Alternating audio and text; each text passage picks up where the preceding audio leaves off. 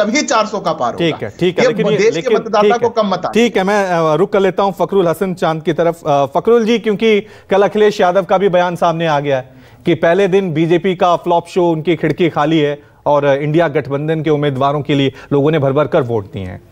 ये दावा किस बेस पे आप कर रहे हैं? अभी तो सिर्फ 7-8 सीटों पे यूपी में चुनाव हुआ है, अभी तो बहुत लड़ाई लड़नी है आपको।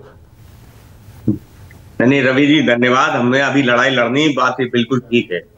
और जैसा कि राजू रंजन जी ने भी कहा, हमारे मित्र सिद्धार्थ ने भी कहा कि 14-19 दोहराया नहीं जाने जा रहा है, तो बिल्कुल ठीक बात है। और देखिए, जमीन पे जो सच्चाई है उसकी बात कर ली जाए तो ज्यादा बेहतर होगा।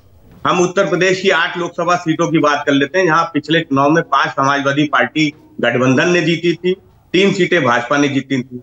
जो 3 सीटें भाजपा ने जीती थी वो मुजफ्फरनगर थी, कैराना थी, पीलीभीत थी।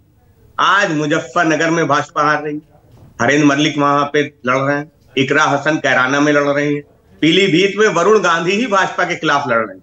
तो इसलिए जो जमीन की बात है, जो सच्चाई की बात है, 8 में 8 भाजपा हार रही है।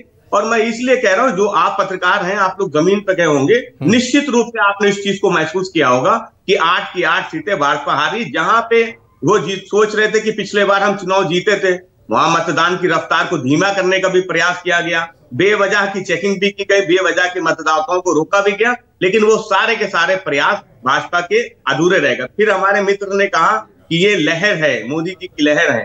तो भाई, हम हमारी बात ना स्वीकार कीजिए, लेकिन आप अपने भाजपा के प्रत्याशी की बात तो स्वीकार कीजिए, जो खड़े खुलेआम मंच से खड़े होकर कह रही हैं कि मोदी जी की कोई लहर नहीं है, भाजपा की कोई लहर नहीं है। अपने वर्कर से कह रहे हैं कि काम करो नहीं तो चुनाव हार देंगे।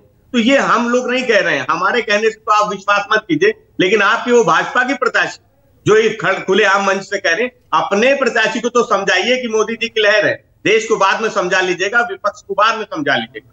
फिर आपने कहा कि एक लाभार्थी वर्ग है, उज्ज्वला गैस का आपने गैस का सिलेंडर दिया था, कौन भरवा पाया? कितनों को दिया था, कौन भरवा पाया? वो सब अलग मुद्दे हैं। जब मुद्दों की बात होती है तो बेरोजगारी आज सबसे बड़ा मुद्दा है, महंगाई आज सबसे बड़ा मुद्दा है, किसान की जो आय की मुद्दा था, किसानों के खिलाफ आप काले कानून लेके आए, ये किसान बेल्ट में चुनाव हुआ और वो बड़ा मुद्दा था। तो समाजवादी पार्टी साहब, ये मुद्दे तो आपने विधानसभा चुनाव में भी उठाए थे, नतीजा क्या सामने आया था? इस बार नया क्या? नहीं रवि जी, ठीक बात है, विधानसभा चुनाव अलग मुद्दों पे था। हम विधानसभा चुनाव में 36% से ज्यादा वोट शेयर लेके आए, और वही 36% वोट शेयर जो जनता का समर्थन था, वही तो हमारी ताकत है। वही ताकत तो आज बढ़ के बोल रही है। इसीलिए तो हम कह रहे हैं कि हम 5 सीटें 2019 में जीते थे, 3 सीटें जो भाजपा जीती थी। यही तो हम सवाल उठा रहे हैं, यही तो सवाल उठा रहे हैं कि कहीं ऐसा ना वोटिंग परसेंटेज गिरी है या थोड़ी सी आपकी बढ़ी है, इसी में आप खुश हो रहे हैं। मायने रखता है लोकतंत्र चुनावी प्रक्रिया में जीत रखना। जीत रहे हैं ना जीत रहे हैं, सीटें यूपी में अगर आप लीड करेंगे तभी बीजेपी को रोक पाएंगे।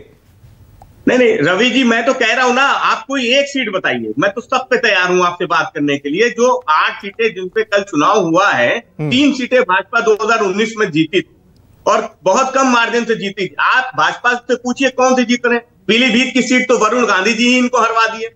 वहां हमारे प्रत्याशी ने जितनी मेहनत की उतनी मेहनत हमारे वरुण गांधी जी ने की। हरेंद्र मलिक जी हमारे मुजफ्फरनगर से जीत रहे, वहां भाजपा ने बहुत प्रयास किया और पिछली बार चुनाव भी बहुत कम मार्जिन से जीते थे। इकरा हसन हमारी कैराना से जीती, जो भाजपा की सीट भाजपा ने पिछले चुनाव में जीती थी, और बाकी 5 सीटें तो भाजपा हारी थी। इसलिए हम कह रहे हैं हमें भरोसा है। ठीक है, लेकिन पिछली बार के गठबंधन को देखें तो आपके साथ बीएसपी भी थी, लेकिन तब भी आपको कितनी सीटें आई थी ये जग जाहिर है। इस बार बीएसपी नहीं, आप कांग्रेस के साथ हैं। चलिए अब नतीजे बताएंगे अनुप्रिया, क्योंकि बिहार की सियासत का भी जल्दी से हम जिक्र कर लेते हैं। अनुप्रिया जी,